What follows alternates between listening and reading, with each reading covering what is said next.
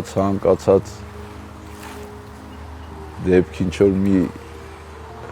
հետք թողում է, մանավանդ ինչը վերաբերում է երեխեքին, շատ ցավալի է։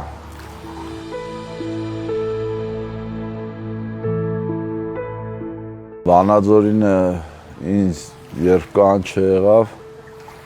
գործիքներս վերցրեցի, իմ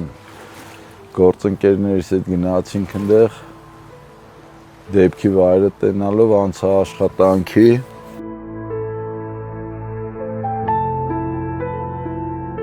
7 տարեկան բալիկին գտա մոտավորապես դեպքի տեղից մի 500 մետր այն կողմից։ Ինքը ափի վրայից ծառը ընկել էր ջրի մեջ, փուճուրը գնացել էր ծառի տակ։ Շոշափելով թաթիկից գտա, հետո դժվարությամբ հանեցի այդ ծառների այդ ճյուղերի մեջից, սկսեցի արդեն հաջորդի որոնումը։ Տևեց մի քանի օր, 10-ին 11-ին հասնում էի տուն, փորձում եմ քնեմ, դե չեմ կարող։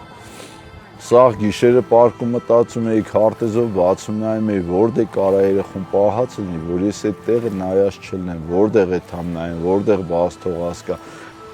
Գետի աշխատանքի ինքնին շատ բարդ է։ Ու անսպասելի, անակնկալ ամեն ինչի հանդիպում ես, ամեն բարդության հանդիպում ես, ու շատ վտանգավոր տեղերի աշխատանքները իրականացնում, դժվար հասանելի տեղեր։ Մեծ քույրիկին 13-ամյա աղջնակին էլի մցրել էր հաստ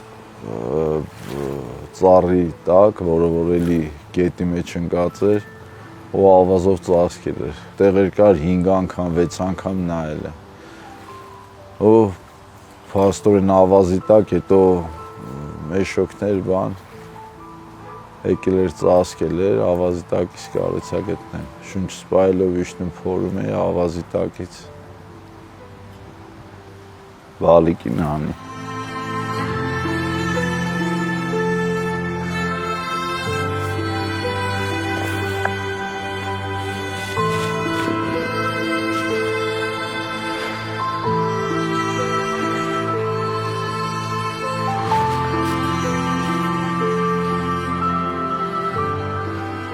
Գնացել իմ հաց ուտելու։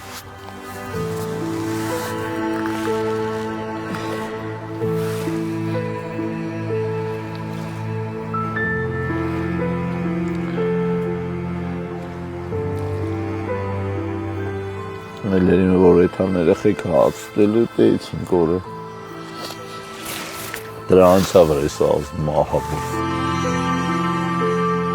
Երեխեք շատ եմ հանել։ Երեխեք եմ հանել, երեխա եմ հանել, ասենք իրա տոտիկների կուկուի հոտի չապ այլ է։ Տնից էլ են գերա պրոստեսի։